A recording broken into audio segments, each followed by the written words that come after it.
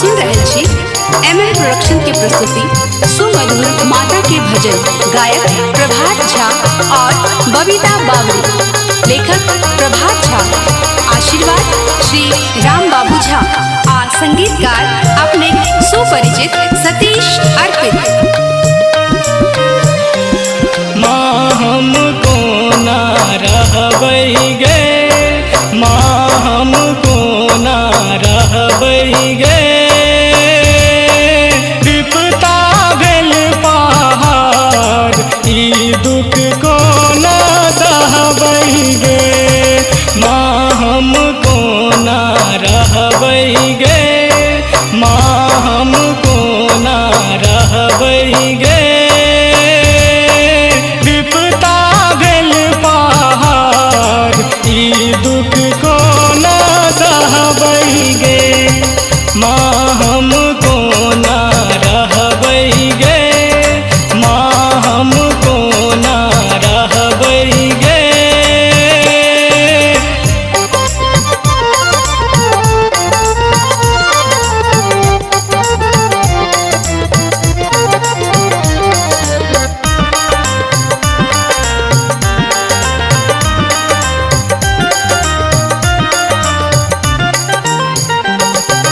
तोरे जन्मल तोरे पालल तोरे कैल दुलार में गे।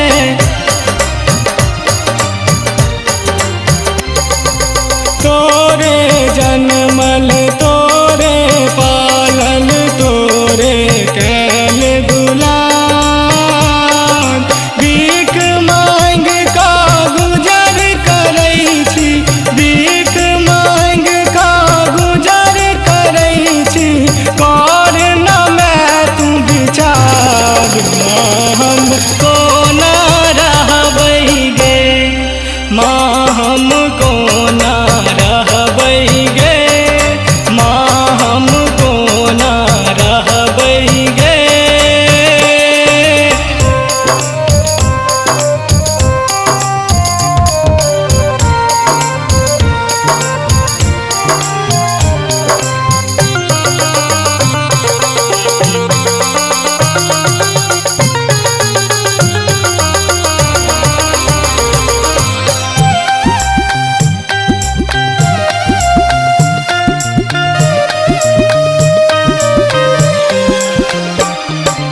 अपने छापन भोग लगाबै पुत्र के घर उपास में गे।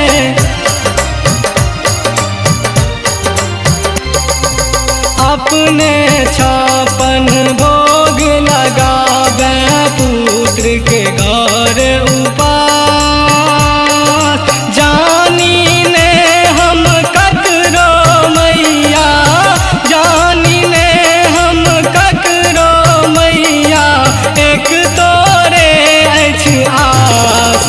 माँ हमको ना रहबै गे, माँ हमको ना रहबै गे, माँ हमको ना रहबै गे।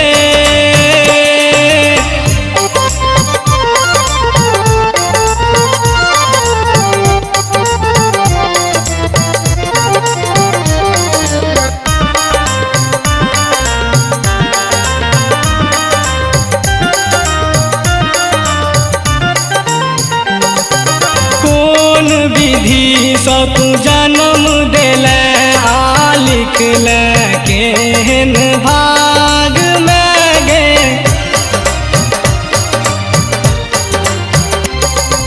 कौन विधि सँ तू जन्म देले आ लिखले केहन भाग में गे। दुख छोड़ कहियो सुख नहीं देखलौं, दुख छोड़ कहियो सुख नहीं देखलौं, देले केहन आभाग। माँ हमको ना रहबै गे, माँ हमको ना रहबै गे, माँ हमको ना रहबै गे।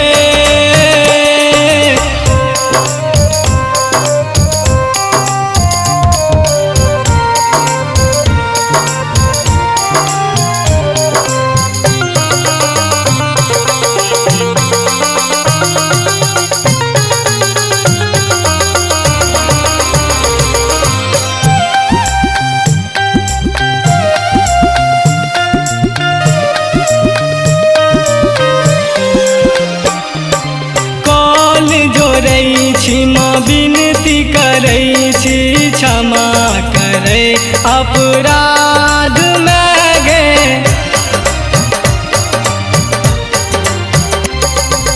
कल जोरै छी माँ विनती करै छी क्षमा करे अपराध में गे निर्बल पुत्र के तूने बिसरी है निर्बल पुत्र के तूने बिसरी है पुत्र दीपक पर भात माँ हम कोना रहबै गे माँ हम कोना रहबै गे माँ हम कोना रहबै गे